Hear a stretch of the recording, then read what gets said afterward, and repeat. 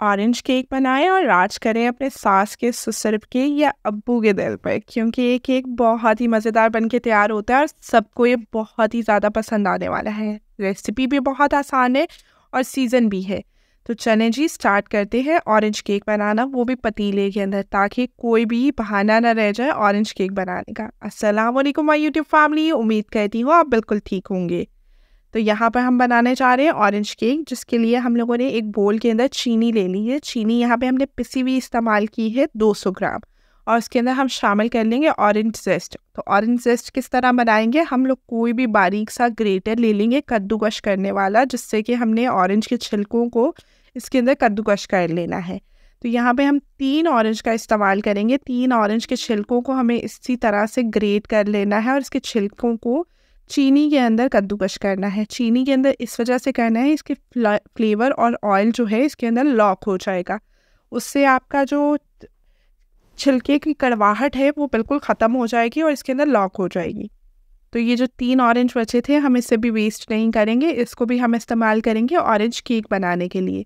तो इसे काट कर हम इसका जो जूस है उसे एक्सट्रैक्ट कर लेंगे। किसी भी तरीके से आप कर सकते हैं, किसी मशीन की मदद से या जैसे भी आप ऑरेंज जूस बनाते हैं उस तरीके से। तो यहाँ पर हम लोगों ने 3 ऑरेंजेस का जूस भी निकाल लिया है।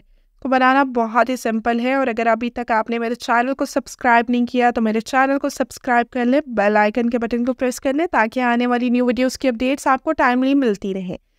तो यहाँ पे हम लोगों ने एक बोल ले लिया है और बोल के अंदर हम शामिल कर लेंगे 3 अंडे। इस केक को बनाना इतना सिंपल है, इसमें कोई भी हार्ड एंड फास्ट रूल नहीं है कि आपको किसी बीटर की ज़रूरत है या किसी भी ऐसी चीज़ की ज़रूरत है जो आपके घर पे नहीं है। तो आप सिंपल इसे विस्कर की मदद से बना सकते हैं। आपको इसके अंदर अंडों को बिल्कुल फ्लफ़ी नहीं करना है, बस आपको मिक्स करना है। तो यहाँ पे मैंने बीटर इस्तेमाल किया, बीटर के बगैर भी बना सकते हैं। तो जो चीनी हमने इस्तेमाल की थी 200 ग्राम, और जिसके अंदर हमने जेस्ट शामिल किया था, वो हम इसके अंदर शामिल करने के बाद अच्छी तरीके से मिक्स कर लेंगे।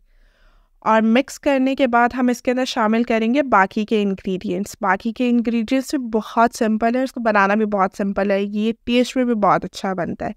यहाँ पे हम लोग इसके अंदर शामिल करेंगे 1 cup vegetable oil. Vegetable oil कोई भी सभी ऑयल आप इसके अंदर शामिल कर सकते हैं। यहाँ पे हम लोगों ने प्लेन वेजिटेबल ऑयल इस्तेमाल किया, जो हमारे घर में इस्तेमाल होता है, 1 कप। उसके अलावा हम लोगों ने इसके अंदर शामिल किया है मैदा। मैदा यहाँ पे हम लोगों ने 2.5 कप लिया है। 2.5 कप मैदा हम लोगों ने इसके शामिल करने के बाद इसके अंदर शामिल किए 1/4 कप नमक, और इसके अलावा 3/4 टीस्पून हम लोगों ने इसके अंदर बेकिंग पाउडर शामिल किए। 3/4 टीस्पून मतलब आपको 4 ग्राम बेकिंग पाउडर चाहिए, और इसके अलावा 1/4 चाय की चम्मच जो होती है वो नमक चाहिए। वो डालने के बाद हम इसे मिक्स कर लेंगे स्पैचुला की मदद से, कट एंड फोल्ड की टेक्निक की मदद से। बहुत सिंपली आपको इसको करना है। बहुत ज़्यादा भी अगर आप लोग अपने केक के बैटर को ओवर बीट कर लेते हैं तो उससे आपका केक सॉफ्ट नहीं बनता, गुई नहीं बनता। यहाँ पे हम इसके अंदर शामिल करें ऑरेंज जूस, जो हम लोगों ने सेपरेट किया था 3 ऑरेंजेस का। वो शामिल करने के बाद अच्छी तरीके से इसको मिक्स कर लेंगे, और इसका बैटर का फ्लेवर भी बहुत मज़े का था। मतलब बैटर के फ्लेवर से ही अंदाज़ा हो जाता है कि आपका केक कैसा बनने वाला है। और इसके अंदर हम लोगों ने कोई भी आर्टिफिशियल जो एसेंस है वो नहीं शामिल किया, कोई फ्लेवर नहीं शामिल किया, सिर्फ इसमें ऑरेंजेस का इस्तेमाल हुआ है। कोई भी केक टिन ले सकते हैं। यहाँ पे मैंने टी केक का एक टिन लिया था, जिसको मैंने लाइन अप कर लिया था बेकिंग पेपर से। आप चाहें तो बेकिंग पेपर आपके पास नहीं है तो आप इसके अंदर ऑयल लगाकर, ऑयल लगाने के बाद मैदे का डस्ट कर सकते हैं, उससे भी आपका केक बहुत अच्छे तरीके से निकल आता है बाहर। इसे हम बनाएंगे पतीले के अंदर। तो आपको कोई भी बड़े साइज़ का देचका लेना है, और लेने के बाद उसे 10 मिनट के लिए मीडियम आंच के अंदर प्री हीट होने के लिए रख देना है। उसके अंदर कोई सा भी आप इसके अंदर स्टैंड रख सकते हैं, पतीली रखने वाला कोई भी स्टैंड रखते हैं, और उसके अंदर आपको कोई नमक, कोई रेत वगैरह शामिल नहीं करनी है। यहाँ पर हम लोग सिर्फ इसको रख देंगे, और तकरीबन 35 से 40 मिनट के दरमियान में आपका केक बन के तैयार हो जाएगा। 30 से 35 मिनट बाद आप इसे चेक कर सकते हैं। अगर नहीं बना हो तो आप मज़ीद इसे 5 या 10 मिनट रख सकते हैं। ये 35 मिनट के बाद हमारा केक बहुत अच्छे से बन के तैयार हो चुका था, और इसे मैंने मीडियम टू लो फ्लेम पे पकाया था, और इसे हम 10 मिनट के लिए रख देंगे। उसके बाद उसे केक टिन से सेपरेट करेंगे।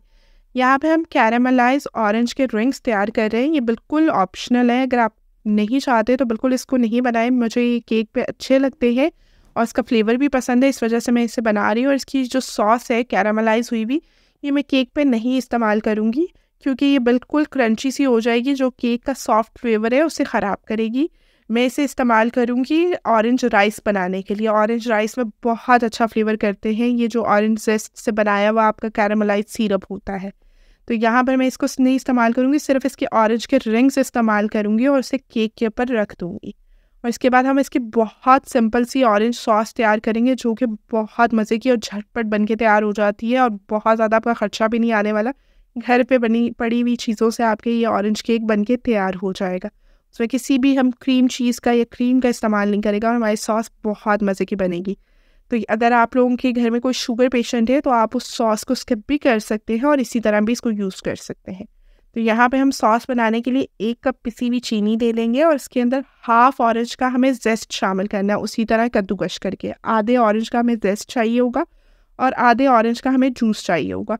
इससे ये हमारी बहुत मज़ेदार सी सॉस बन के तैयार हो जाएगी।